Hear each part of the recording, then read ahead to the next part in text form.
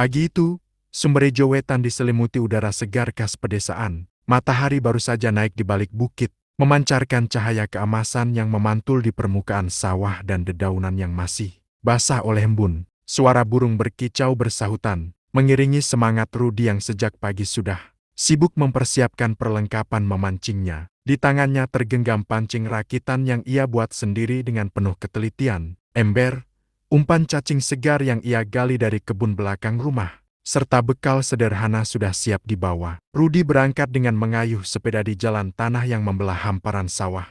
Debu halus mengepul di belakangnya, sementara semilir angin pagi membelai wajahnya. Dua orang sahabatnya, Bima dan Raka, juga ikut serta, masing-masing dengan perlengkapan mereka sendiri. Wajah mereka tampak cerah, penuh antusiasme akan petualangan kecil ini. Tujuan mereka adalah Sungai Watu Gede, sebuah sungai jernih yang mengalir di pinggiran desa. Sungai itu dikenal oleh warga setempat sebagai tempat favorit untuk memancing. Arusnya tidak terlalu deras, dan bebatuan besar yang tersebar di sana-sini membuatnya nyaman untuk duduk santai sambil melempar umpan. Setibanya di lokasi, mereka segera memilih tempat masing-masing. Rudi memilih duduk di atas batu besar yang menjorok ke sungai. Ia mulai melempar kailnya dengan gerakan yang terlatih.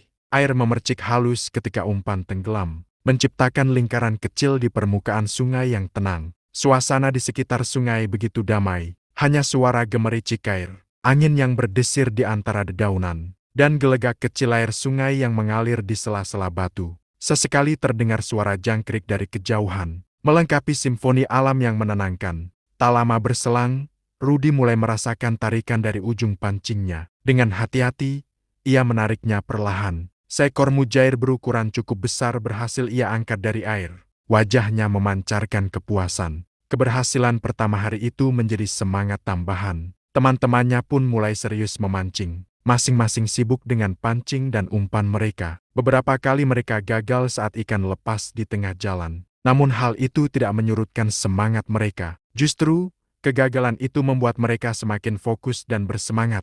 Udara mulai menghangat, tetapi keteduhan dari pepohonan di sekitar sungai membuat mereka tetap nyaman. Perlahan-lahan, ember mereka mulai terisi. Mujair, nila, bahkan beberapa ikan wedok kecil, satu persatu masuk ke dalam ember yang sudah diisi air sungai. Aroma lumpur sungai dan tanah basah berpadu dengan bau amis ikan, menciptakan sensasi yang khas bagi siapapun yang pernah memancing di sungai desa. Mendekati tengah hari, mereka beristirahat. Bekal yang mereka bawa dibuka, dan makan siang dilakukan di atas batu datar yang kering. Mereka makan dengan lahap, ditemani gemericik air dan semilir angin. Rasa capek yang mulai terasa langsung terbayar oleh makanan sederhana yang terasa begitu nikmat di alam terbuka.